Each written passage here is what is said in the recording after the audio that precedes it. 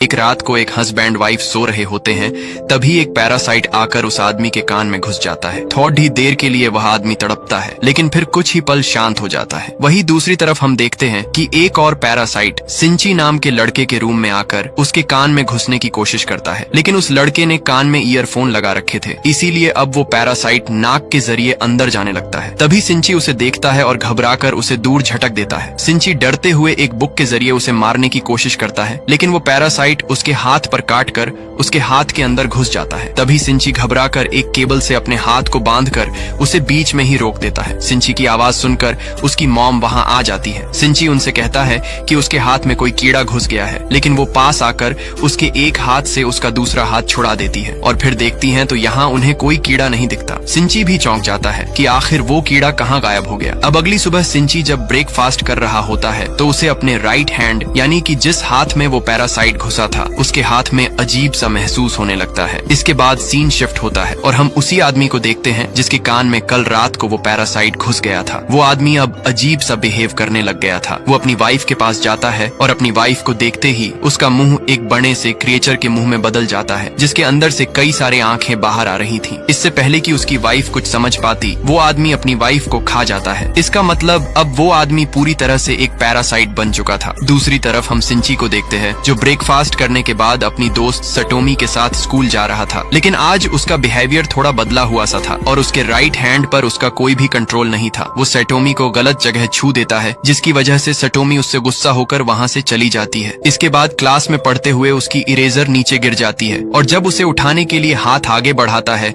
तो उसका हाथ अचानक से लंबा होकर इरेजर उठा लेता है। इन सब से परेशान होकर सिंची घर आता है और उसके बारे में इंटरनेट पर सर्च करने लगता है। तभी उसके हाथ से एक आंख बाहर आती है, जिसे देखकर वो हैरान हो जाता है। अब सिंची अपना हाथ काटकर वो आंख निकालने ही वाला था कि तभी उसका हाथ एक बड़े से सांप में बदल जाता है और उसे ही डरा देता है। फिर उसका हाथ एक छोटे क्रिएचर में बदल जाता है। उसे देखकर सिंची काफी ज्यादा डर जाता है और कहता है कि मेरे हाथ को क्या हो गया है। तभी वो क्रिएचर भी कहता है कि ये मेरे हाथ को क्या हो गया है। अब वो क्रिएचर सिंची की बातों को दोहराने लगता है। फिर वो सिंची को बताता है कि मैंने तुम्हारा हाथ खा लिया है, अब तुम मुझे बात करना सिखाओ। वहीं दूसरी तरफ हम उसी आदमी को देखते हैं जिसकी बॉडी पर उस पैरासाइट ने कब्जा कर लिया था। वो पैरासाइट भी जरिए इंसानों की भाषा सीख रहा था। अब अगले दिन सुबह सिंची जब सोकर उठता है तो वो देखता है कि वही क्रिएचर जो कि उसके हाथ से जुड़ा हुआ है, वो उसके लैपटॉप और बुक से इंसानों से जुड़ी इंफॉर्मेशन पढ़ रहा है। सिंची उसे कहता है कि मैं हॉस्पिटल जाकर तुझे कटवा दूंगा। तब वो छोटा पैरासाइट कहता है कि मैं तुम्हारे हाथ की सेल से जुड़ा हुआ हूँ, इसलिए तुम्हें अपना पूरा हाथ कटवाना पड़ेगा, जो तुम कभी नहीं करवा पाओगे। अब वो पैरासाइट सिंची को बताता है कि वो उसकी पूरी बॉडी पर कब्जा करने की कोशिश कर रहा था, लेकिन तुमने मुझे हाथ में ही रोक दिया, जिसकी वजह से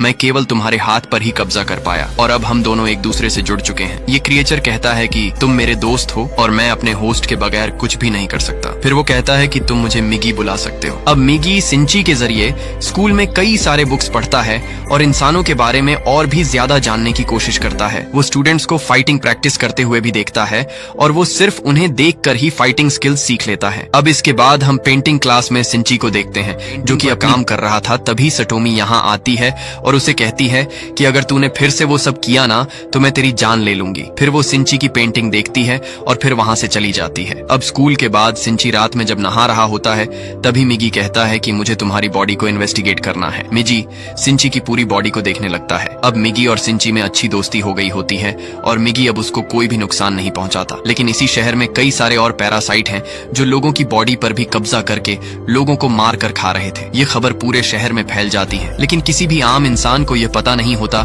कि लोगों को कौन मार रहा है। अब एक दिन सिंची बस से कहीं जा रहा था, तभी मिगी सिंची से कहता है कि मुझे यहाँ पर किसी अपने जैसे होने का एहसास हो रहा है। मिगी सिंची को यहीं उतरवाकर उसे एक शॉप में ले जाता है। एक आदमी दिखता है, उसके शरीर पर भी एक पैरासाइट ने कब्जा कर लिया था और वो आदमी एक नॉर्मल आदमी को मार कर खा रहा था। उस आदमी को भी एहसास हो जाता है कि सिंची के शरीर में एक पैरासाइट है, इसीलिए वो आदमी सिंची को इंसानों का मीट खाने के लिए देता है। लेकिन फिर उसे पता चलता है कि सिंची का ब्रेन अब भी उसके काबू में है और पैरासाइट उसके हाथ से जुड़ा हुआ है। तभी मिगी को कुछ एहसास होता है और वो सिंची से कहता है कि यहाँ से भागो, नहीं तो ये तुम्हें मार देगा। सिंची वहाँ से भागता है और बाहर निकलने की कोशिश करता है, लेकिन उससे दरवाजा नहीं खुलता। तभी वो आदमी सिंची के पास आता है और अपना एक हाथ काटकर मिगी से कहता है कि तुम सिंची के हाथ को छोड़कर मेरे हाथ पर आ जाओ। लेकिन मिजी और सिंची में अच्छी दोस्ती हो गई थी, इसीलिए मिजी उसके हाथ पर जाने से मना कर देता है। फिर मिजी सिंची जी की जान बचाने के लिए इस पैरासाइट से फाइट करता है, और क्योंकि मिजी ने सिंची के स्कूल में स्टूडेंट को फाइट करते हुए देखा था,